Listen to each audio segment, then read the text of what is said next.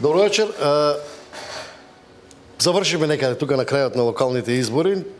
Ги чекаме официјалните оценки на гледачките мисии, но генерално една од нив на опсеоди Хрстек кој ќе биде изборниот законник, бидејќи неколку изборни циклуси налазат се провеува. И сега сме веројатно во период кога е време да се направи здрав изборен законник. Тоа го велат и партиите сите. Оно што е суштинското е како се стигне до добар консензус. Значи, за да се прифати изборното законодавство, во принцип потребен е консензус. Тоа е и меѓународна пракса, европска пракса, но и македонска пракса. Минатите 30 на години, секогаш кога се правеле крупни, клучни измени на изборното законодавство, секогаш тоа се правело во консензус. Иако бројот на пратеници кои што треба да гласаат во овој случај е апсолутно мнозинство, 61 пратеник, но се одело на тоа да има консензус. Сега има многу прашања. Добро е што повеќето политички партии, па и видни политичари од државата, председателот на собранието, иницираа дискусија. Ние сигурно ќе поминеме низ еден период од месец-два додека партиите ги направат своите анализи и мислам дека пролетта ќе биде изворедно време да се седне, да се размисли здраво и да се направи некаква дискусија, дали тоа ќе биде под иницијација на Министерството за правда, како што било секогаш до сега, или собранието ќе поработи автономно на овие прашања помеѓу пратеничките групи. На крај е битно да има консенсус. Оно што е интересно на овие избори, а претпоставам дека ќе се повторува и веќе на наредни избори како некој тренд и од Европа и од земјите од регионот, тоа е слабата излезност, која на овие избори е во 4 општини под тој цензус за локални, но е на граница и за иднина на некакви председателски избори. Значи, во кој контекст според вас е добро да се развива, да се намалува цензусот, да се укинува тој цензус? Какви се за локални избори ние прво треба да отвориме прашањето, односно да воведеме европски практики, нели сите сакаме да бидеме европејци, извештаите ни значат многу и препораките ни значат многу. Во многу од земјите членки на Европската унија правото на глас на локални избори не зависи само од статусот државјанин во државата, туку и од статусот жител во конкретната општина. Ние очигледно имаме причина за неуспех во овие 4 општини е огромното иселување.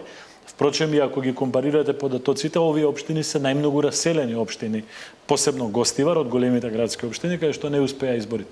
Така да можеби треба да се размисли или за намалување на цензусот, или укинување на цензусот за првиот круг, поради тоа што практично во вториот па и не постои. Во вториот со 5 гласа, ако тие 5 се 3-2 са едниот, може теоретски да стане градоначалник. Значи тоа е една варијанта, но секако тоа треба да се размислува во пакет со председателските избори, односно со цензусот во председателските избори, зашто политичките партии досега по повод председателските избори знаеја да направат одредени политички условувања, а од сега веројатно ќе го прават тоа и со условување на успешност на некои избори на локална самоуправа. Таму кај што ќе е известно дека ќе победи Маријан Николовски или Димовски, ќе ги повика своите гласачи во првиот круг да, нели, стагнираат. Така да ова е сериозно прашање кое што треба да се или да се размислува, можеби локалните избори градоначалниците да не се бираат на непосредни избори како многу некои други општини, некои други европски примери. Апсолутно има различни примери, има примери кога се бираат советите, па тие бираат градоначалници, има примери. Јас зборував и предлагав една варијанта за она разрешување градоначалници кои што не се оформи до крај како законско решение, да не оди на референдум, туку евентуално 2/3 од советот да има право да разреши градоначалник доколку имаме дефекти како што ни се случували во минатите години да ги гледаме. Во секој случај треба да биде инклузивна оваа расправа, да се чујат сите идеи, да се вклучат адекватни професори кои што имаат референци, кои што работеле на оваа проблематика, можеби и меѓународно искуство да се искористи во таа насока, но има многу прашања и разрешувањето на градоначалникот е прашање кое што треба. Цензусот е прашање, правото на глас како што ни се случи со носење автобуси, авиони и така натаму. Тоа е неприфатлива пракса во Европската унија. Не е непознато и не е нешто, некоја чудна или тешка категорија на начин на гласање на локални избори по друг избирачки список, да речеме. Можеби една од варијантите е како што некој вели претходна регистрација или пак бришење на некои кои што не се подолго како што е во Малта примерот или не само некои во други Малта, држави. има и во други држави во Европската унија во повеќето. Правото на глас за локални избори, реков, не е поврзано со статусот државјани, односно е поврзано со жителството во општината. Доколку сте државјанин на именуваната држава, а долго време не живеете на местото кај што сте регистрирани, вие го губите правото за глас на локални избори. Си го задржувате за претседателски и за парламентарни. Но доколку сте жител на општината, а не сте државјанин, имате право на глас за локални избори, а немате за претседателски парламентарни. Зошто е тоа така? Заради тоа што се поврзува со потребата која што остваруваме и локалните даноци кои што ги плаќаме. Значи, вие ако живеете во Скопје, а не сте регистриран како жител на Скопје, вие тука фрлате смет, добивате вода, плаќате сметки за канализација, паркови користите и така натака. Многу е пологично вие да имате право на глас во Скопје за избор на градоначалник или на општина, совет и така натака, отколку некој кој што еднаш на 4 години ќе биде донесен од партија X или партија Y да учествува во прераспределбата или нели во нашиот случај тоа е етнонационалните позиции кој ќе победи, кој ќе изгуби. За кои јас мислам дека и пратеници имаше кои живеат во Скопје, гласаа во други општини на Да. Тоа треба да се расчисти заради тоа што кај нас е едноставен е пристапот, ние викаме имаме еден избирачки список, тој избирачкиот список и го применуваме за сите. Затоа и се случуваат нејаснотиите, нели многу граѓани ќе речат абе ние имаме 1.800.000 жители, а имаме 1.800.000 гласачи. Кај се децата во сето тоа, без да разберат луѓето, тоа беше еден што го искористи СДСМ пред 10 години, без да разберат луѓето дека списокот на избирачкиот список не е поврзан со жителството, туку е поврзан со статусот државјанство. Ние како држава имаме 2,5 милиони според регистерот на Министерството за внатрешни работи. Тука имаме уште некои други проблематични аспекти кои произлегува на овие избори, а тоа е случајот Левица и правото на државно рекламирање, иако за некои можеби и не е толку спорен таа одредба, но не е јасна. Во кој контекст треба и според вас да се развива во иднина она право на платена политичко рекламирање? Дали прашањето ми е дали да продолжи концептот на финансирање од државата со еднаква пристапност, да речеме, до сите медиуми, затоа што тоа е целта.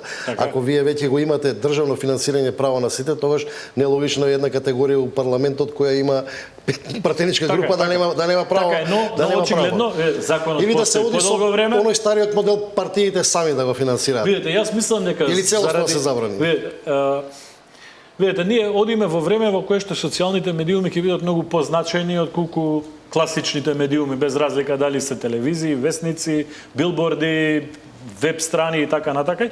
Одиме во време кога со 30, 50, 100, $200 употребени на социјални мрежи ќе достигнете до многу повеќе луѓе отколку на потрошени 2, 3, 4.000 евра на друг начин. Така да ќе се релативизира значењето на тоа дали некоја партија учествува или не учествува. Но принципиелно и треба да се разреши ова прашање кое што за жал никој и именуваната партија не го забележала дека е дефект на законот пред да се примени закон. Тоа треба да се надмине во секој случај. Можеби треба да се размислува во делот и ОПС и ОДХР, мислам дека тука интервенираат и после овие избори, поголема транспарентност во финансирањето на политичките партии и во водењето на сметководство, евиденција, видливост на тоа, навремено извештување, пример ако имате донации спрема одредена политичка партија, тоа во моментот да се знае, да не се знае после 3 месеци, 6 месеци кога ќе ги извадат Државниот завод за ревизија извештаите, но и во смисла на можеби подигнување критериуми што е медиум. Така, имаше една иницијатива од дел од порталите во Македонија, се обидоа да издефинираат, сега ние имавме преку 300-400, ако не се лажам, веб страни кои што себе си се пријавија како медиуми за да можат да искористат некакви партиски врзани со блиски. Така да тука ќе треба да се дефинираат работите, да не биде дека на секаков возможен начин, па нели имало и разговор дали случајно или не случајно се навлегувало. Така да тие се прашањата кои што секако ќе треба да се отворат. Има и многу други прашања, да ве потсетам, на минатите локални избори ВМРО ДПМН предлагаше отворени листи за советници.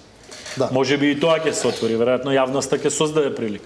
Не останаа нерасчистени работите околу одлуките на Уставниот суд за независните кандидати за градоначалници, за советници, утре ќе дојде независни листи за пратеници, можеби во некоја од изборните единици, кој е квантумот на гласање, но тука ќе треба да се направи одредена компарација со тоа, ако вие може да регистрирате партија со 1000 кандидати, со 1000 членови, со колку потписи ќе може да кандидирате 6 пратенички листи низ Македонија, или со колку потписи ќе може да кандидирате градоначалник на Битола, на Прилеп, на Скопје. Сето тоа ќе треба да се усклади и да се направи една сериозна иницијатива за да се затвори ова прашање. Заради тоа што ова прашање секако не само ради ОПСЕ и ОДИХР, и заради извештаите од Европската унија, и заради приближувањето наше кон Европската унија, секако ќе биде тема. Интересен е моментот и финансирањето на политичките партии, веројатно тој закон што се однесува на тој начин, учеството на локалните избори секогаш е најмасовно заради малите голем број на мали политички партии кои што треба да освојат 1% гласови да добијат државно финансирање.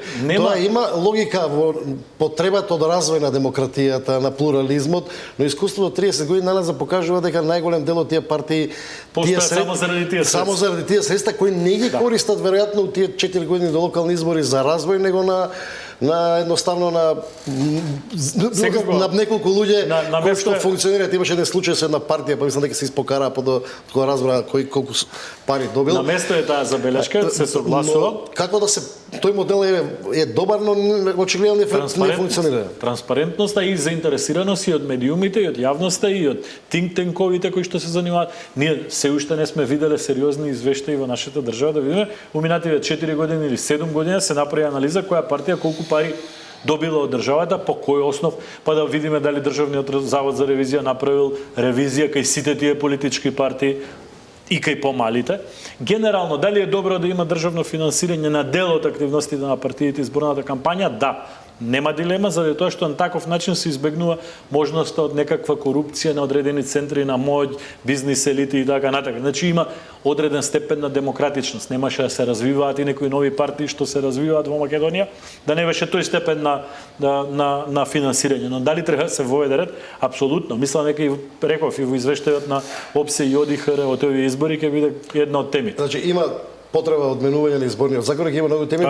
Вашето лично мислење ќе има ли политички капацитет и политичка волја да се дојде до такво нешто пред следните избори? Видете, значи следните избори од оваа перспектива изгледа дека ќе бидат навремени, доколку не се случи нешто. Има период од 2,5 години, ако не се лажам, до следните парламентарни избори.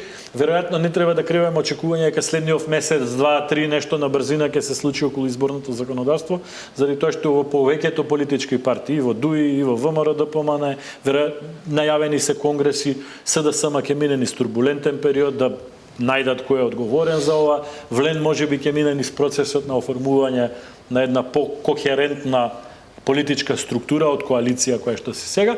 Така да очекувам овој процес партиите да започнат најрано февруар, март месец веројатно, но се надевам дека следната година ќе почне и ќе заврши. Благодарам, мој вечерашен гостин Илија Димовски.